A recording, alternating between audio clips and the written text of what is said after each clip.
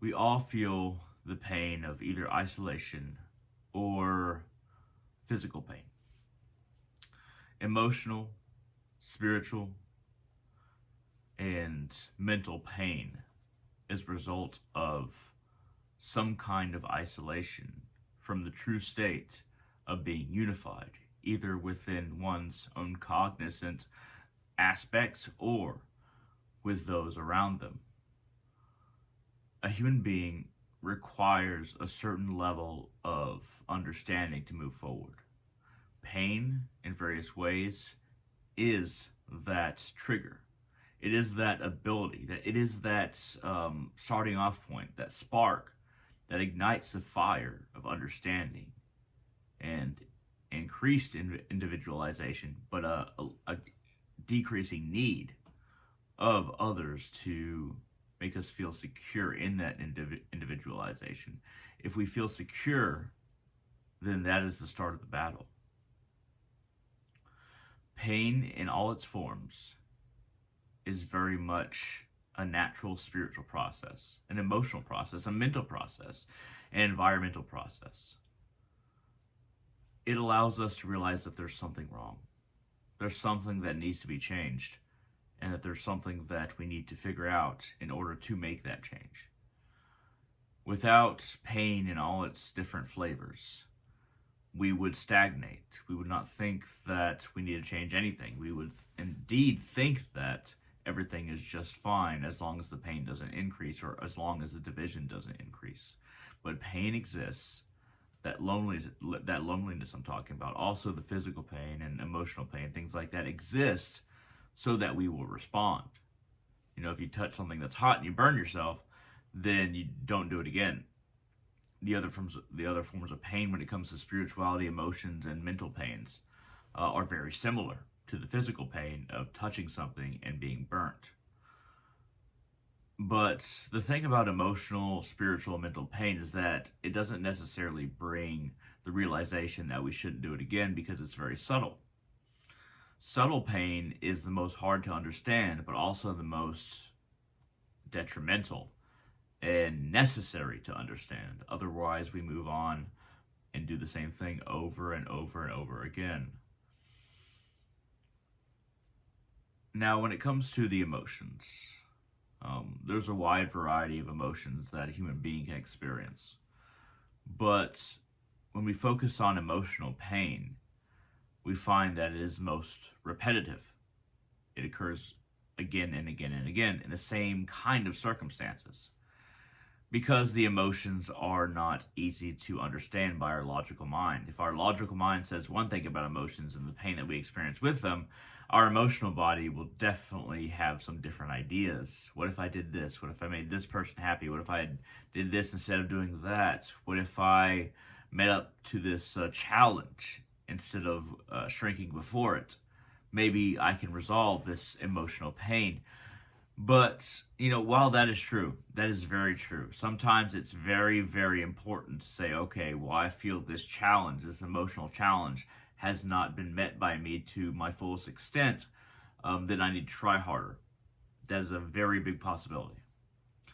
Now, the instances that I'm talking about are the ones where it's not it's not about how you meet it. So it's not about the strength with which you meet it, but the direction, the perspective. The perspective that you encounter emotional pain, whether it be attachment to a person, to a place, to an activity, to anything, the perspective should always be third person, because if you don't take that third person perspective, then you're going to be tied up in emotional logic, which is no logic at all. In order to, and logic being in this instance something that moves you further past the obstacle that you're currently on emotionally. Now, when it comes to mercy for yourself, you have to be easy on yourself a lot of the time. You have to take yourself one step at a time. Don't judge yourself too much. Do not judge yourself too much, otherwise it's going to cause more pain. But you need to judge yourself enough to where you can actually make the change, where you say, okay, this part of me is not resolved. This part of me needs improvement, and then you can change that part of yourself. The opposite is, of course, attachment to your current situation emotionally and not being able to change. When it comes to mental emotions, now when I say mental and emotional, they're actually a little bit different. So mental is self-conception. It's conception of pain or conception of spiritual or emotional pain. So your conception of pain needs to change as well. You need to understand pain as something that can teach you. If you don't, then you just try to avoid the problem. When it comes to spiritual pain, we're talking about a path that we feel like we have not been walking correctly, or we feel that there's some kind of guilt within us for walking the path that we feel like is the right way.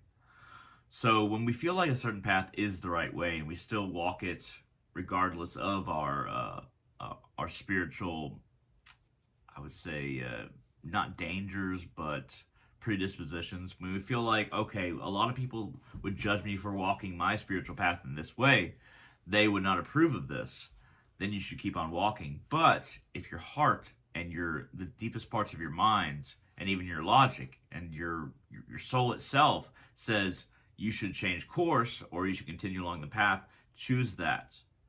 Because when you choose that, that makes it much easier for you to make the decision of what will allow you to blossom as a spiritual being, but also an emotional being, a mental being.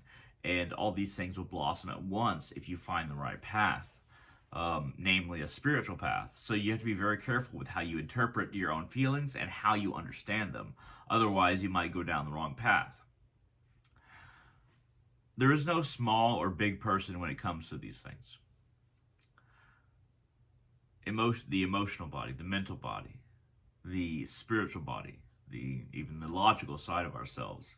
There's no one template that we can place upon humanity that is true for everyone.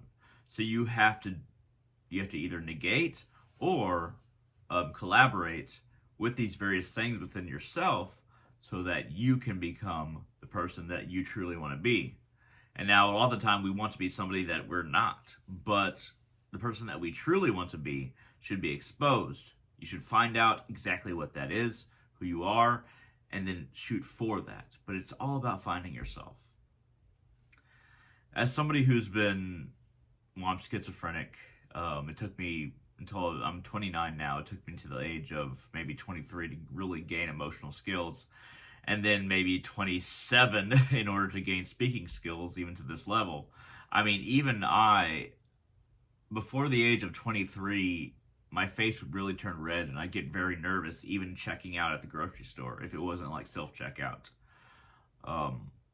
My social anxiety was that severe. But as I evolved as an emotional, spiritual, and even mental being, I moved forward in all these aspects and became somebody who can, well, of course, somebody who can check out at a grocery store, but that's not the main point. Somebody who can understand themselves and understand their environment and move forward in all of these aspects of a human being's life. It doesn't always happen as quickly as we would like. It isn't always as easy as we would like. Sometimes we have to work through karma or predispositions or influences that we've got from family or friends. There are ways to work through these things, but it's not easy. And most people get bogged down in accepting the conceptions that are people around them try to fit around themselves as a person, and they get locked in that cage. That is the opposite of what should happen, but that's what happens most of the time. At any rate, I really hope that this video helped. There's a lot of questions that I have not addressed yet as far as these videos are concerned. I'm working on speech videos, I'm working on spiritual videos, I'm working on wall rider videos. I'm trying to put out as much content that's in my head as much as possible and as quickly as possible, but it's going to be a slow process. So I hope this video helped. I hope that it was interesting, and I hope that it allowed you to give a little bit of a peek into how we look at ourselves in relation to what we do and the environment around us, at least socially.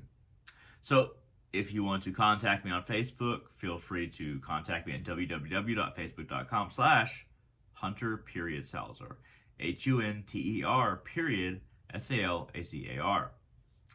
Now, if you want to contact me on Patreon or you want to support me on Patreon, which is great, feel free to contact me or support me on Patreon at www.patreon.com/darkrealist.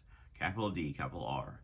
Now, my Patreon is not something that I usually push, but it's going to be something that I push more in the future as I try to make this more of a job. For about 4 or 5 years, it has not really been a job. I've just been putting out content, but I'll be doing more specific things and sharing individualized content in the future on my channel, very much so my Patreon channel. And if any of you wish to contact me regarding any of these matters that I've spoken about, so if you contact me on Facebook, as long as you're polite, I will respond to you. I will try to, I can't say that I can help you, but I will say that I will try. At any rate, thank you very much for watching. I hope this helped, and I hope all of you have a wonderful day.